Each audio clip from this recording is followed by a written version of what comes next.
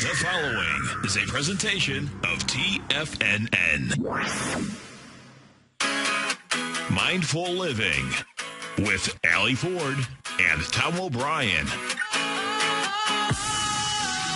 Sometimes I get a good feeling, yeah.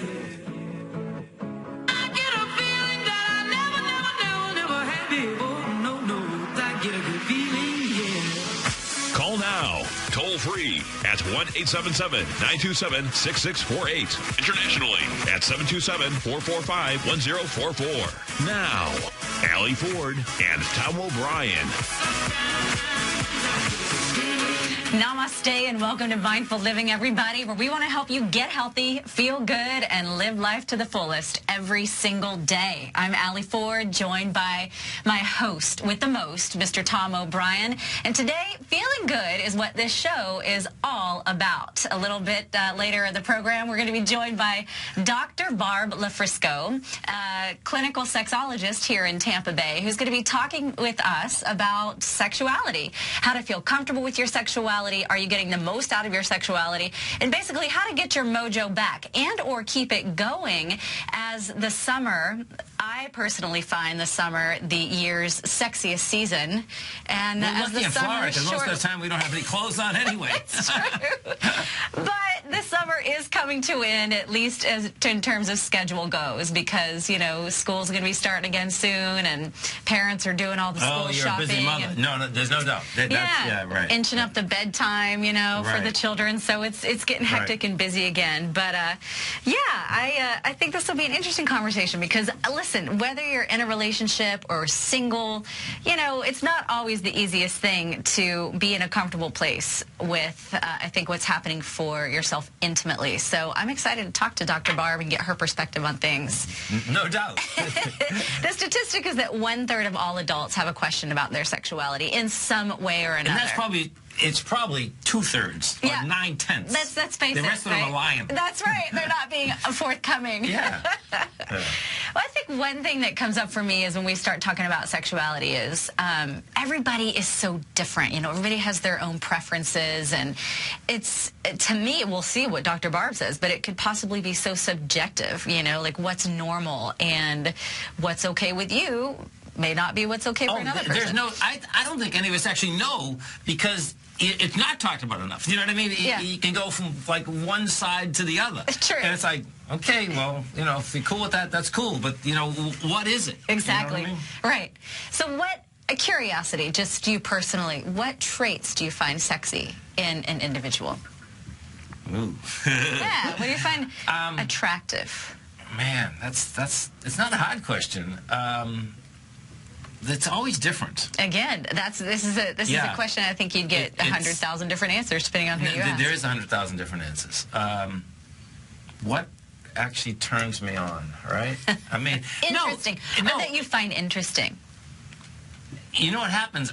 I happen to just personally know. Like I can, and there's no doubt I'm a sexual being, okay? Mm-hmm. And in the context of looking through the course of my life at women in general, for sure, something just happens. Yeah. And when it happens, I go with it. So is it a chemistry thing? It's a chemistry thing, but I definitely go with it. Yeah. You know, and I know what the difference is, because of the course of whether you're looking at 1,000 people in general, all of a sudden it's like, oh, what's that? Yeah, exactly. And it's what's that? And in my head, that's exactly what happens. I say, what is that? Yeah. And then I want to know what that is. Yeah. And then when I know what that is, then you kind of get a feeling real quick. I think so too. Yeah. I do find certain traits that, you know, whether I'm attracted or interested in someone, certain traits I find really sexy, like confidence. Yeah. And confidence, but also with an air of humility or humbleness, Yeah. because you want someone who's so...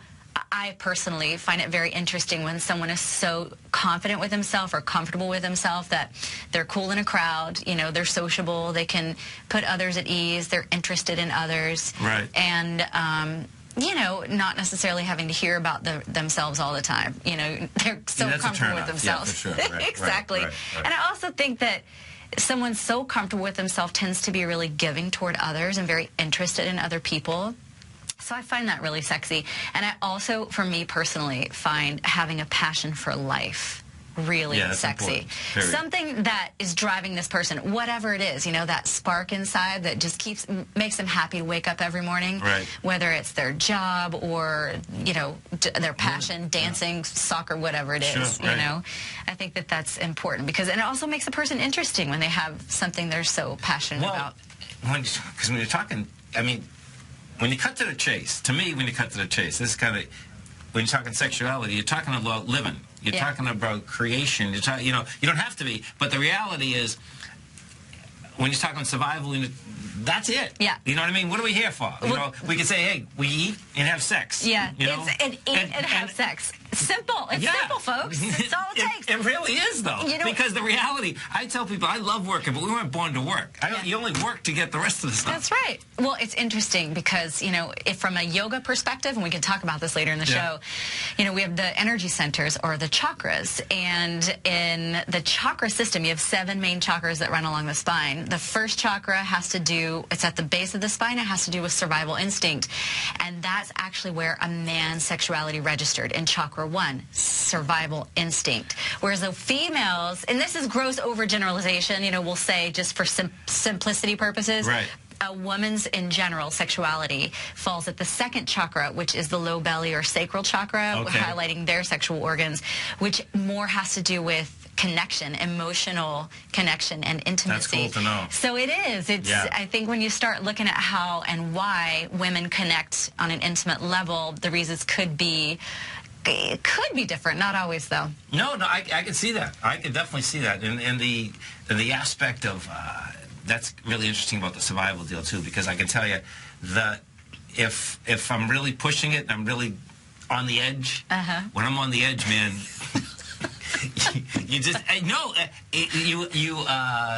The animal instinct is heavier. Which edge are you talking about, to be clear? The edge of life. Okay, all right. Thank you for that clarification. With that, I would love to get Dr. Barb involved in this conversation. So I'd love to welcome Dr. Barb to the show. She's an American Board of Sexology certified clinical sexologist, specialized training from the American Academy of Clinical Sexologists, a licensed marriage and family therapist, and works with both individual and couples with anxiety, depression, and sexual and relationship issues. So Dr. Barb, welcome to the show. Oh, thank you, Allie. Appreciate it. Thanks for joining us. Oh, absolutely. My pleasure. It's a very interesting thing you were saying about the chakras, because when I'm working with people, I often talk about, I don't personally word it as a survival instinct, but for men, there is definitely a different way in which I think they experience their sexuality as compared to women. Yeah. What's driving that sexuality? Right, like it's almost, in addition, I kind of look at things from more of the psychological and biological perspective. For example, we know that men have higher testosterone, and men are also very raised to be much more physical, so they tend to be more into physical things and sort of experience their world in a physical way. But I tell my couples that for sex, for men, that is the way through which it's the conduit through which the rest of the emotions flow, and then for women, it's sort of the opposite. So the conduit for the sexual feeling is more the emotional closeness in the relationship. Which then, I think when a woman can connect with a man on that level, of course, then that drives the physicality or physical connection. Right. It's very interesting. So before we even dive more into this conversation, one of the things that Tom and I were talking about before the show is your background and how you were moved to leave a corporate career, to follow this work. And it's what this show's all about. We say it all the time, trying to find a way to help people live better and get healthy and improve their life. So when did you have this sort of idea that you wanted to make that change? Well, I kind of knew pretty early on that the career that I originally chose wasn't exactly really a great fit. And the reasons I chose it, I was in my 20s, and the reasons I chose it were typical reasons a 20-year-old would choose a career. Like good money, meet a lot of men, could always have a job. Right. Those are literally my reasons. As soon as you said meet a lot of men, you should have just started in that job. And then as I got older, and in my 30s, I started thinking, there's something not quite right about this. And then when I reached 40, my husband and I had a conversation, and he said, if money was no object, what would you like to do? And I just said this whole thing about wanting to go back and getting my master's degree, and I wanted to counsel people, and I wanted to have a private practice. And then that's how that whole thing got started. I really felt in my corporate career that I wasn't really doing any good. I wasn't helping people. I was developing a product instead that made people upset or angry. You know, the phone system, when you call in about your phone bill and you have to press 1, press 2, all that stuff. Oh, so you're to blame for that, Dr. Barb. Partially, yes. I wrote the interface between the phone and the back-end billing system. So I was, I was. They can be quite frustrating, yes. But good work. I mean, you know, they work. Some of the time. Exactly. So that in and of itself is so inspiring, you know, that just after developing a really successful career, you completely shifted gears. And I think a lot of people... I did. A lot of people have fear around that. So just how did you process that? I mean, did you up and quit one day, or did you kind of move slowly towards your goal? Well, I kind of, I took a vacation. I said, I want to make sure that this isn't, anything rash. But I think I really did it pretty quickly. I mean, between the time that I actually had the conversation and decided to do it and actually doing it was maybe a span of about 2 weeks. Okay. But I had known for a very long time that I wanted to leave. Yeah. I just didn't know when and how and all of that.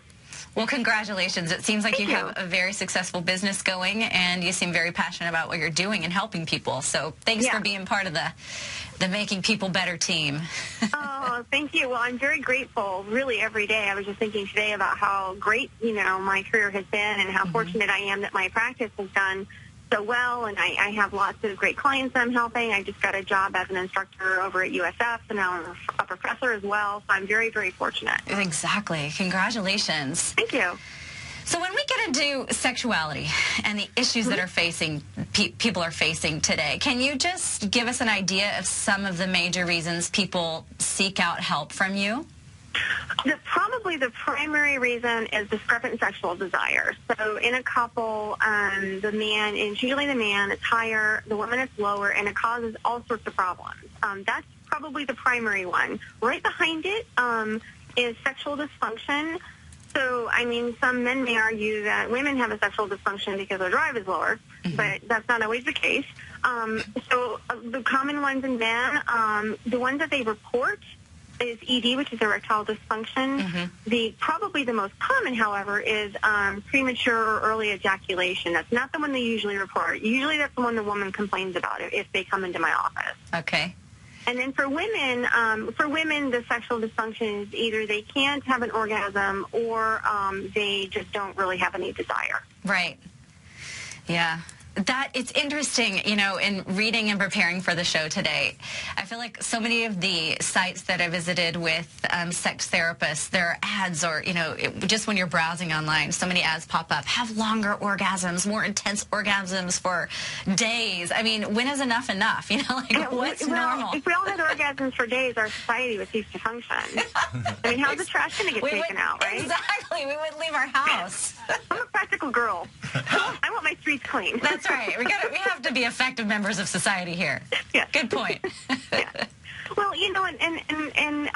too, orgasms are great and all of that, but I think a lot of people are too focused on them and also too focused on the whole idea of vagina and penis penetration. And when I say vagina, I am talking about the interior barrel. I am not talking about the outside area. The outside area is called the vulva. People confuse vulva and vagina all of the time. See, we're going to get a full-on education today. Thank you. I appreciate this. Totally.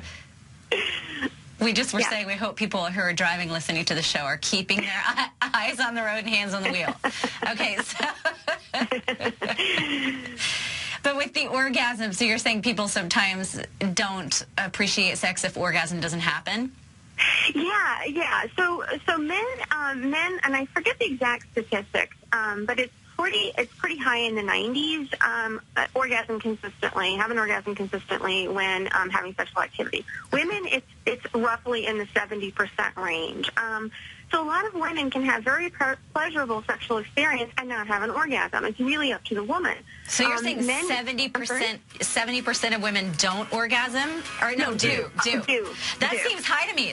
Let's hold just 1 sec while we come to a break, and we'll be right back with more from Dr. Barb. Stay with us.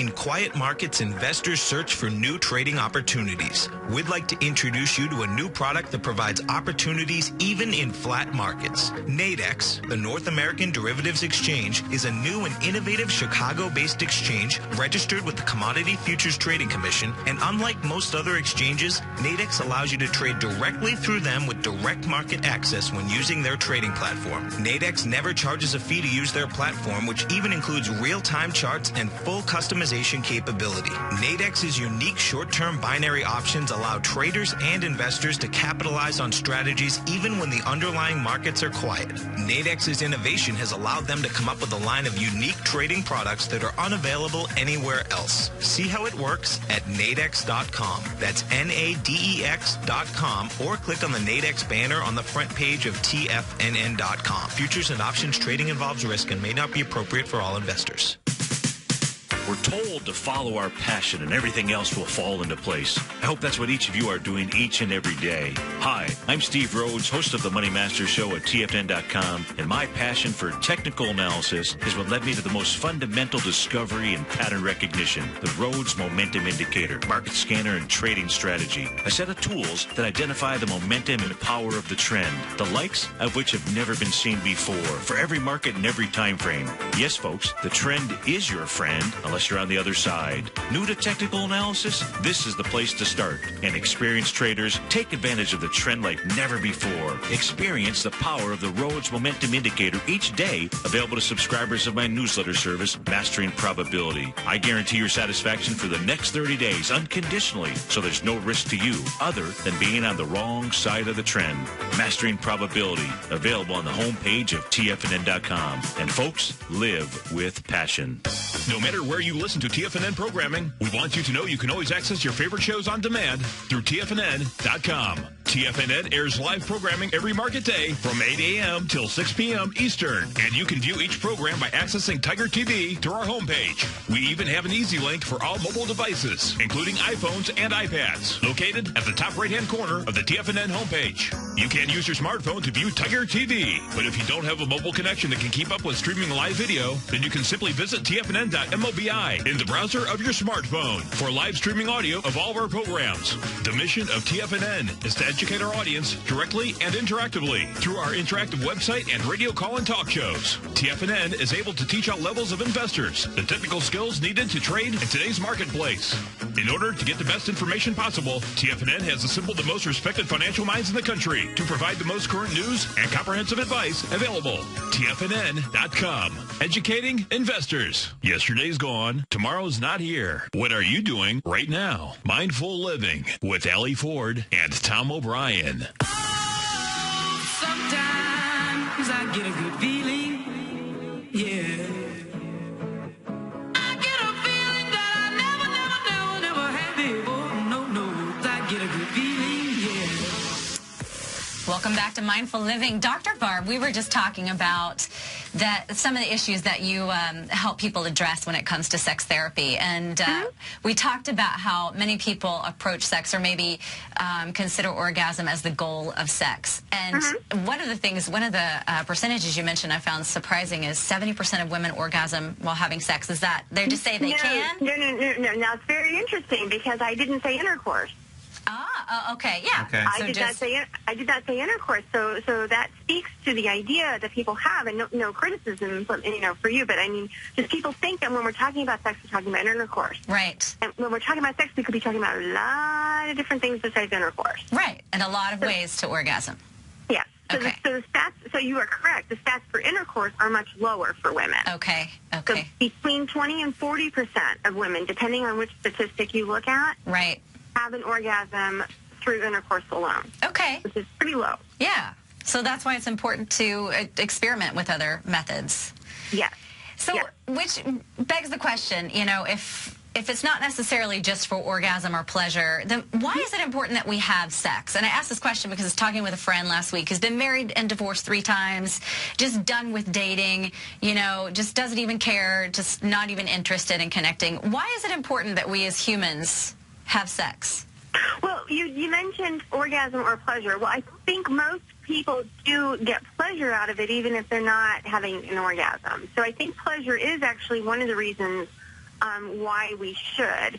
The other thing is it's really good for bonding. So in a paired relationship, whether we are talking about a heterosexual relationship or we're talking about a gay relationship, having sexual activity really helps the partners bond with each other, and just sort of makes everything a little bit easier. So as I mentioned earlier, for men, it provides a conduit through which they can now feel close to their partner and they can express themselves a little bit more emotionally. If we're talking about a heterosexual couple, then that means on the side of the woman now is going to have a tendency to get more of her emotional needs met, so that then her physical side can come out. So I think for bonding is my opinion, is the short answer to your question. Okay. Yeah, for sure. It's definitely a bonding deal. Definitely. Because when things are going right, I think everyone feels great. You know what I mean? And then it's like, okay, if things aren't going right, it's like, oh, what's going on here? You know what I mean? Right. And depending on how sexual the person is, that can affect everything, I think. Right. It can affect my head, I can tell you that. Yeah. Yeah. And obviously for procreation, I mean, that's that would be the evolutionary reason as to why we do that. Well, you hear different statistics, what's healthy. I mean, yes, you should have sex for those reasons, and it should be once a day or once a week, or, is there a general idea of how much is enough? Well, there's an average. I think you guys were discussing this before I came on. There's sort of like an average. I mean, we as therapists don't really like the word normal because it's up to the individual, as you guys were talking about earlier. So it's really up to that person's opinion. If they want to have some sort of sexual activity once a day or 3 times a day, who am I or anybody else to tell them that that's not good or that's not right. It's more a problem when there's a huge mismatch in the partner. So if you've got one partner that once every day, and then you have another one who maybe is happy with once every 2 weeks or once a month, then now you've got a problem. Right. And so then you have to talk about those things. Yep, you've got it. Yeah, I have to do, and so that's when I can help people because they can come into my office, and it's not like I can fix the discrepancy problem. I mean, I'm not going to make one person, want to have less sexual activity, other one want to have more, but there's things I can do as part of the relationship and how they interact and deal with each other to kind of help smooth the edges over. Right, because I'm sure that's where a lot of it breaks down, is in the communication. Oh, yeah. Well, because what starts to happen is when you have, especially in the case, I think, of discrepant desire, you've got, and it's usually the male is higher. So what happens is the male's not getting his physical needs met. So he starts to get, for lack of a better word, cranky. And then that starts to affect the relationship. And it's not that it's the man's fault, but now he doesn't feel bonded with the woman, so he can't really meet her need, for the part of her that needs the emotional closeness. So then you start to see a breakdown in the relationship. Right. Yeah, and I'm sure that goes both ways. I mean, and so I know communicating, as you say, is so important about that. What do you do if this is going on for a while, and, I mean, it's the case in many relationships where the two just lose interest for different reasons? I mean, how do you get that back? Well, you're okay. So you're not going to get the same sort of interest that you had in the very beginning of the relationship. That there's a phase that relationships go through called limerence in the very beginning, where everybody's totally into each other, and all the chemicals and endorphins and everything in the brain are going crazy. So you're never going to get back to that level of interest. So if that's your goal, that's probably not going to happen. But you can. But there's a transformation that relationships go through. Once they pass the limerence phase, the dependence starts to become more on the friendship, the connection. It almost becomes spiritual. So if the partners have completely lost sexual interest in each other, and they've been together, for a number of years, then I would look to the relationship and see what's going on in the relationship. Because 9 times out of 10, I mean, my clinical experience, there has been something wrong in the relationship that needs to be repaired. Very good point. Yeah. So good to remember that it's not always going to be, not always, I'm sure in some cases that fire keeps burning, but it's not. Yeah. I mean, I'm sure that happens sometimes, but I think as a general expectation to not have people think that that's going to be like that, because it doesn't mean it can't be really good, and it doesn't mean that people that have been married a long time stop having sex. I mean, not good either, and I don't think that's the healthy experience. But rather that sex starts to just become different, and it becomes meaningful, and it becomes more pleasurable, but pleasurable in different ways. Exactly. Yeah, I think that's important because let's face it, we're sold so many false conceptions about what a relationship is and, how two people interact and engage forever. It's this fairy tale, which is just not the case. It's not reality. Well, what also happens, I think in general is that you having, even with your partner, you're having sex, making love, you're having sex, having fun. Yeah. There's a correlation there as to what mood you're in, what day it is, where you are in life at that point, right? Yes. And that gets kind of intriguing, I think, just in general. Mm-hmm. Yeah. Well, particularly for women. So what we know about female sex drive and how it can differ from male drive, and remember I'm telling you sort of averages, it doesn't mean that every single man is going to be like this, every single woman is going to be like this, but in general, female sex drive is so much more affected by environmental factors. Such as? Like Obama. Like a what? Obama. The planet. Gosh. No, I'm joking. Things like the economy, things like family pressures, relationship issues, work stress. Men are also affected by fatigue and stress, but their sex drive is less affected in general by external factors than female drive. Sure, that makes a lot of sense. To me as a woman, that if things are not right just in general, or, if I'm feeling stressed for any reason, I'm less interested as a woman, whereas I feel like a man is, even if they're stressed, sometimes it's helps to have sex. No, you're right. No, you're right. There's no doubt about that. It's really crazy to think about it, but I can understand the concept. If there's too many things on your mind, there's no doubt about it that then there's a disconnect too. For sure. Because then that disconnect there, is real. Yeah. And it's like, okay, hold it. Why aren't we together? Well, everyone's thinking about too many things, the guy and the woman, or whatever. Well, you also mentioned something interesting, Tom. You said, in a relationship, it changes. You're together a while, and you're having sex, or you're making love. It's different. Sometimes it's for fun. Sometimes it's crazy. Sometimes it's sweet and loving. But, the question for you, Dr. Barb, is, what happens when the relationship, or it becomes sort of one angle, the love is missing, or there's no connection, it's just the act? Is it still important to still just do it? Well, I think in that case you want to try to recreate that connection. Yeah, like you said, really approach the friendship or the relationship outside of the bedroom. The friendship aspects of the relationship. So John Gottman, who is I don't know if you've heard of him, but he is a relationship expert that has studied relationships in a very scientific way. And as you might guess, because of my corporate background, I really get excited by researchers who do things very scientifically. Right. And so he really talks about the importance of friendship in a relationship, in a successful, healthy romantic relationship, both sexually and non-sexually, that the friendship is very important. Mm-hmm. Yeah. It totally makes sense, because then you can talk about everything. Of course. And if you can actually talk about sex, then you can have a dynamite sex life. Yeah. Okay. Yeah. So sexual communication is really important. And even down to things like what your preferences are, because everybody's different. Yeah. You never know how much fun you're going to have. That's true. You might. Particularly women. So women not only, their drive is just a lot more complicated than male drive. So in addition to a lot of external things affecting it, they vary a lot more on what they like and where they like it and how much and how hard, et cetera, et cetera. Exactly.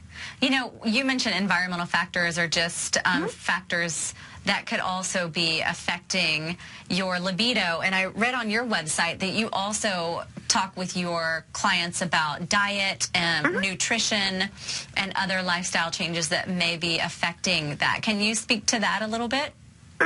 Yeah, unfortunately, I'm limited by the state of Florida as far as, I can't get specific nutritional advice, so I don't do that. But I do ask questions. For example, when I see people coming in for anxiety, so let's say I have a male, since we're talking about sex, let's say you have a male who has excessive anxiety. Dr. Barb, I'm going to ask you to hold there, and we'll come back with that thought after the break. Thank you so much.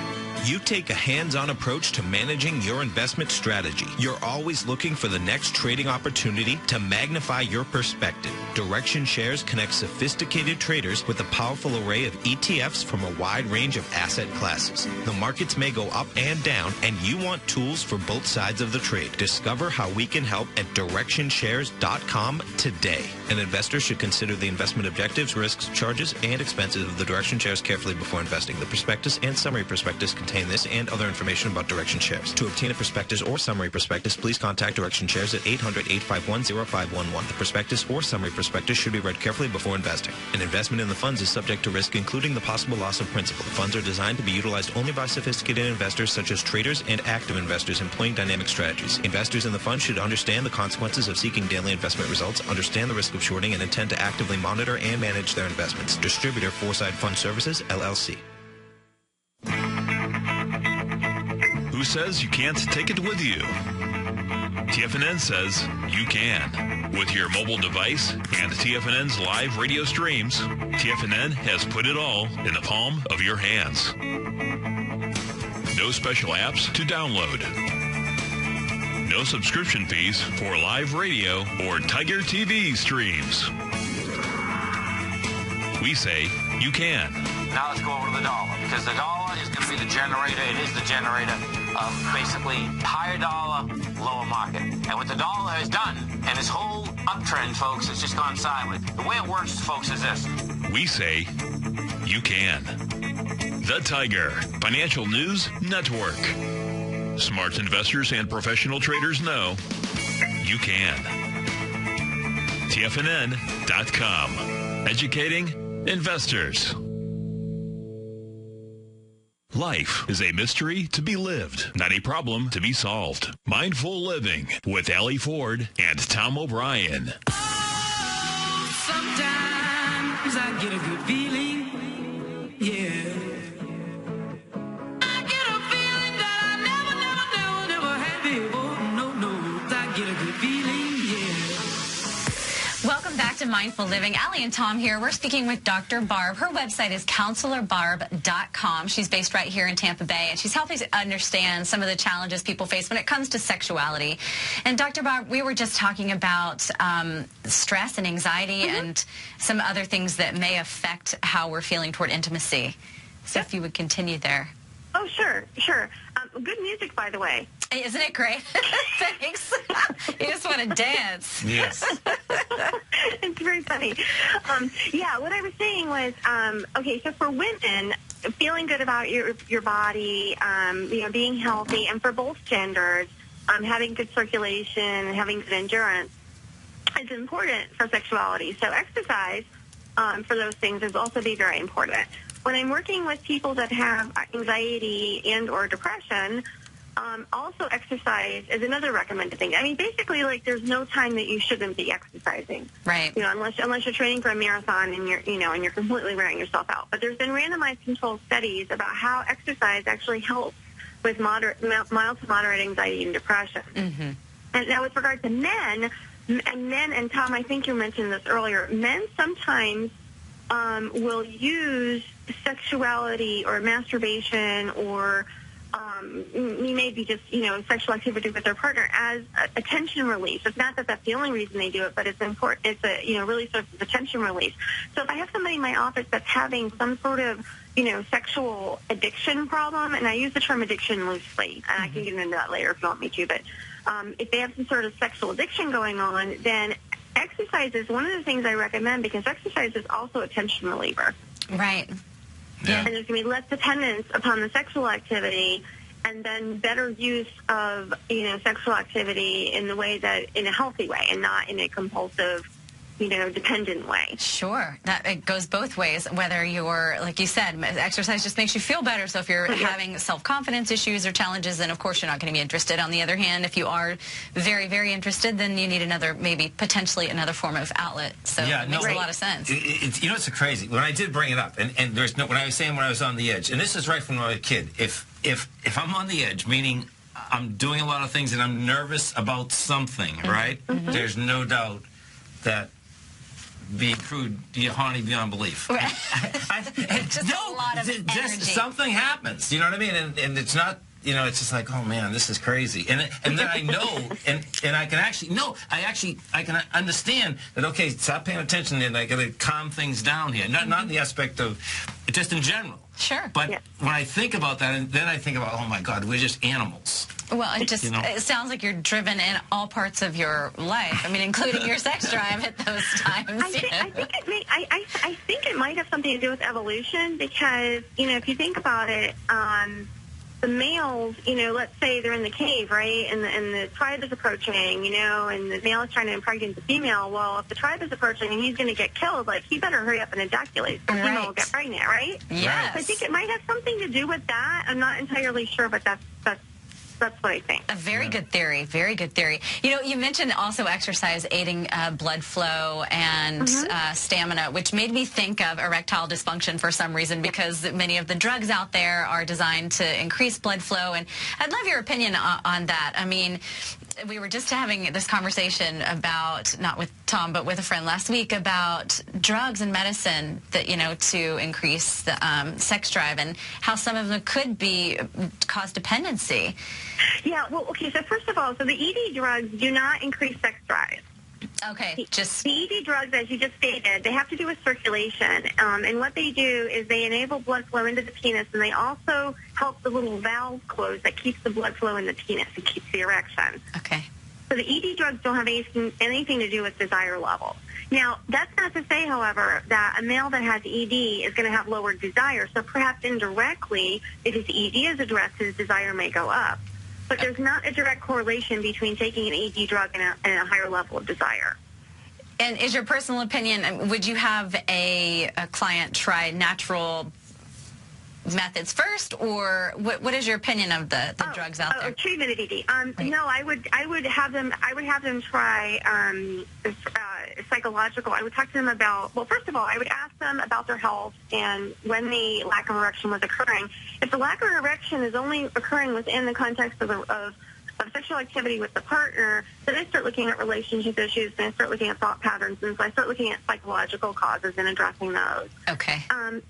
If the erectile difficulty is sort of occurring randomly or occurs during masturbation or occurs when the man first wakes up, then I send them straight to the urologist. I also treat them, though, because even when there is a primary physical basis for ED, there's usually psychological fears and worries that accompany it that need to be addressed. Sure. Okay. Concerns, definitely. That's not to say, though, that one should try these medicines, any medicine, if they're not having ED, correct? No, no. In general, I think we're over-medicated. Yeah, I agree. To get to your point. So it's not like you can take a pill for everything and it's going to be fixed and make it go away. I mean, I think that we'd be a lot healthier if we tried to fix things in a non-drug way first, and then look to drugs after. And I also think doctors are very quick to write prescriptions for things. Yeah. And maybe they shouldn't be. Yeah, I love that. It seems like you said, you definitely try to get to the source of the problem and look at other factors that could be involved there. In our chat box, we had a question about, what about fetishes? So you did kind of talk about, I think, I wouldn't obviously put this in the category of addiction, but fetishes came up in the chat box. So how do you address that? If one partner's interested, one's not? Well, it really becomes, a negotiation process. So if one partner is interested in a particular fetish, no matter what it is, and the other partner doesn't want to do it, there are pieces of the fetish that the other partner will do. But basically, one exercise I have couples do, and this would apply to fetishes really or any other kind of sexual interest, is I have them list in columns, red, yellow, green, where they are with different things. If anything is on anybody's red list, it's off the table. Okay. So if a partner has a fetish and the other partner just is uncomfortable with it and doesn't want to participate, then it's unfortunate, but then I have to start working with the other partner and reducing the frequency of the fetish and trying to get them to reduce the behavior, because what I don't want to happen is have the other person start to associate any kind of negativity with sexuality, because that's something that could affect them for the rest of their life. Yeah, definitely. And also, I think if, a partner approaches the other about a fetish, I personally would be so grateful that my partner came to me. I think some people could so easily be offended that, that's a great thing. That's a huge trust thing. Exactly. I mean, I think some of the problems are that people don't. Right. You know what I mean? I think that something is wrong. It's like if I've learned anything over the course of life, it's like if you ask the question, then it seems like it's never.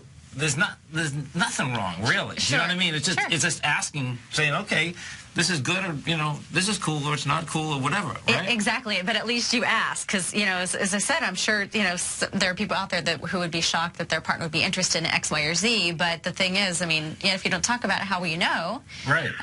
Right. Yeah, no, it's important for intimacy, to be honest, and it's also important for people when they are dating. To be honest about whether or not they have a fetish, because there's been, I've treated people where the fetish wasn't found out until later, and it really does a lot of damage to the relationship. And now, when you talk about trust, now you've got a broken trust issue. Definitely. Oh, yeah, that would be heavy. If you have a relationship and then someone comes around with some wild one, right? Right. That could be interesting fetish, too. With the Internet is now they can do it. Yes, everything's available. Everything is available, right? So when we're talking about fetishes and we're talking about addictions, no, they're not exactly. They're not. One doesn't equal the other. But there's a tendency now with the Internet for somebody that has a fetish to really be able to indulge it, and there's a tendency for it to turn into an addiction problem. Yeah. It is very interesting. I think it's like you said, really important to talk about those things. Yeah, because it seemed it would seem that then that's. See that I'm making a decision here. This is interesting. No, I am, because when you talk like that, it's like, oh man, then is that a couple deal, or is that just that you're hooking up and you want to have a fetish and go wild? I don't know. I mean, that's a question, I guess. I think it changes when you're in the context of a relationship, because a lot of women are fine with male masturbation. Now, keep in mind, 95% of males masturbate and 5% lie. That's a fetish? No. Oh, no. Essentially, 101% of all men masturbate. Yeah. So women need to just get over this, because all the guys are doing it. If you don't know about it, it doesn't matter. You don't think he's doing it, he is doing it. Yeah. That's hilarious that that's a fetish. No. It's a fact.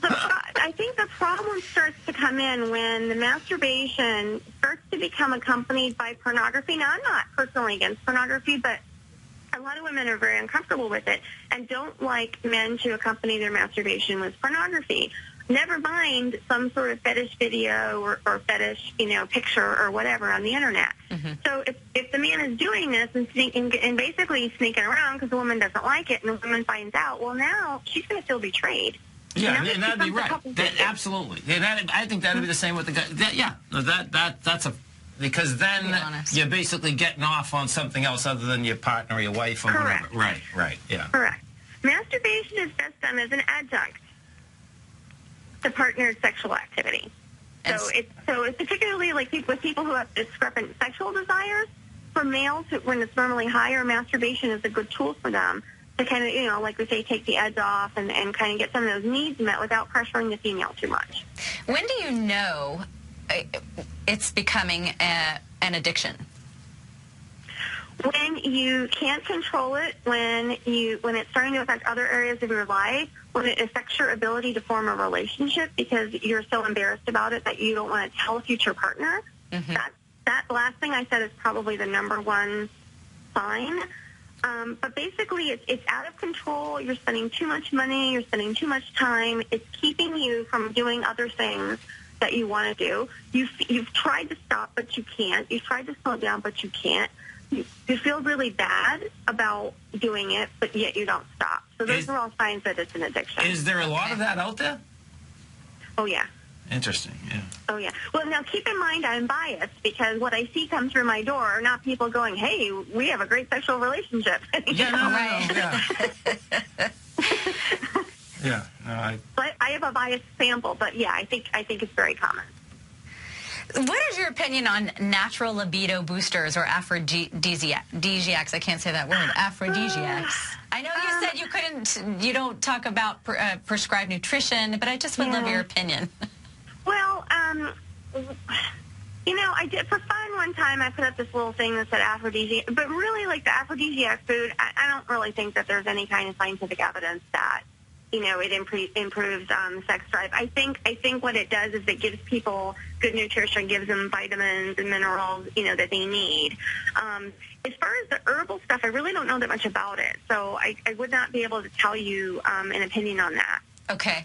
Just curious because, like I said, I've done a lot of reading in preparation for the show. So, well, good for you. There is something I do want to say, though, about female sex drive, and it kind of came up earlier, and it has to do with the phases of sex drive. So we used to think that everybody had desire first, then arousal, then orgasm, and then resolution. Now, of course, with women, resolution doesn't really mean anything because there's no refractory period. However, there's been recent research that has shown that in a lot of cases, especially for today's women who is busy and stressed out, that the first two phases may be reversed. So in other words, you may think that you don't have desire, but once you actually start doing the activity, then your desire comes. Mm-hmm. And I'm sorry, that wasn't meant to be a pun. But unintended. But it was a pun. It came out as a pun. It was. That was perfect. But no, that's true. If totally you're not in sense. the mood, sometimes you just do it, and then, like you said, the interest is there. It grows. Exactly. Now, there's going to be times that, women absolutely don't want to be sexual. And then I tell women in those times that those are the times that you need to say no, because we don't want to associate any kind of negativity, or that it's a chore, or that this is boring, or this is disgusting, or whatever, or any kind of negative feeling with sex. But if you're kind of in the, I could have sex with my partner, or I could brush my teeth, then I encourage you to go ahead and don't verbalize that. Like, don't tell your partner that, right? That's not a good idea. But if that's how you feel, then you probably should just go ahead and do it, because probably what's happening is your first two phases are reversed. Yeah. I'm telling you, I'm sure that, I don't know this, if someone had said that to you, but I could picture if a woman said, well, you can have sex with me, I can brush my teeth, I'd be like, oh, man, this would be a trip. Never mind. At least she didn't say floss, right? Yeah, right. I think it's really good advice, though, because, again, as a woman, I can really relate to that. Sometimes you're on the fence, and, it's very easy to go one way or the other. Why not just go, toward the fun way? Yeah, I don't know anybody who does that and then regrets it. Right, exactly. No, and in fact, I'd say this, well, I'm talking as a guy at this point, but I've seen that if, in fact, you do that, then what ends up happening is that accelerates, not, it's the bonding and all that, but it actually can accelerate the streak. Yes. Whoa, this is dynamite. Okay. Right. Yeah. Yeah, that's a good point. Yeah. You have a positive experience. And that's really cool when that happens, because then everyone is grooving, and, then you realize also that, oh, yeah, you just get this thing going, baby. Yeah. Just got to start her out. In my world, we call that positive reinforcement, but yeah, get your groove going also works. So we're coming down to the last few minutes of the show. I would love your top tips for couples who are sort of in a stagnation phase. What's the best way to go about trying to re-spark their interest? Okay, so the first thing that you should do is discuss your feelings about it and discuss what you'd like to happen. And then you need to just, you didn't just need to be like Nike. You need to just go try and do it. Now, if you're feeling really, really awkward, you might want to pay a visit to a sex therapist. I give people an exercise that helps gradually reintroduce them to being sexual. But you need to kind of push past that awkward phase. Well, and maybe try some new things. Okay, by trying new things, that's what you would suggest. Try some new things. So, maybe you go and you get a new toy, or maybe you dress up in lingerie, or maybe you do a role play. If you're into pornography, maybe you purchase a new DVD. Or maybe you change the room, or change the atmosphere, or light candles. Mm-hmm. Give a nice sensuous massage. Those are ideas of kind of how to regenerate things. But it isn't going to just magically happen. You're not going to be able to just, so for a lot of couples, just lighting the candle, may not be enough. And in that case, they need to come in and see a sex therapist. Right. Very good tips. Yeah, the communication, I think that's where it's just one part it really breaks down. People maybe sit down to talk about it, and it's not effective. Maybe an argument persists. And what's going to happen tonight for all you folks across the country, when you see Tampa lighting up tonight on the news and they're figuring out, hey, what's going on in Tampa? It's Dr. Bob over the airwaves here. Love is in the air. Love is in the air, baby. That's a beautiful thing. Seriously. It is a good thing. So I also noticed on your website, Dr. Barb, I want to point out for any of our listeners who go visit your website, counselorbarb.com, that you have several very helpful tools on your website. Articles, you have links to websites. Would you mention a couple of your favorite books that people might find helpful? For women, a book that I think is really helpful is called Becoming Orgasmic. Oh, that sounds great. Yeah, now this after I just told you that we shouldn't be so focused on orgasm. But, it still sounds great. Orgasm is not a bad thing. As we would say, it's a positive reinforcer.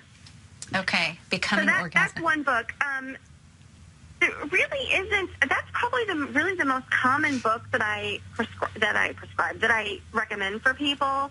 I know I have a lot of books on my website, but I kind of I don't caution people against books, but I think for a couple, if they're having issues, what they want to do is evaluate, is the book going to be enough? Because the book has very generalized advice. It's very good advice, maybe great suggestions, but you really need to be able to take into consideration, is that going to fit our issue, and is that going to be enough? Yeah. And that's where a sex therapist can help you. Exactly. That's exactly what I was just thinking. That's where it's so helpful to sit down with someone like yourself as, the third party who can help with the communication issues that are there.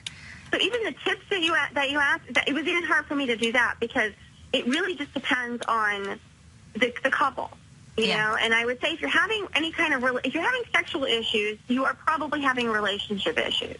Yeah. So that's also where I would look, and I would try to get your relationship issues addressed. Yes. Very, very good advice. And hopefully we will be talking with you again in the future, Dr. Barr. We'd love to have you come back because we could cover 10 shows with all this information. I know. That's a lot. So thank you so much for being with us tonight. Okay, Allie, thank you so much. And thank you, Tom. Thanks, Doctor. Have a great one. Have a safe one. Okay. Take good Bye-bye. care. So for more information, folks, visit Dr. Barb's website, counselorbarb.com. And join us again next week for more tips for health and wellness and beauty from the inside out. Have a lovely, restful evening. Namaste. Namaste, folks.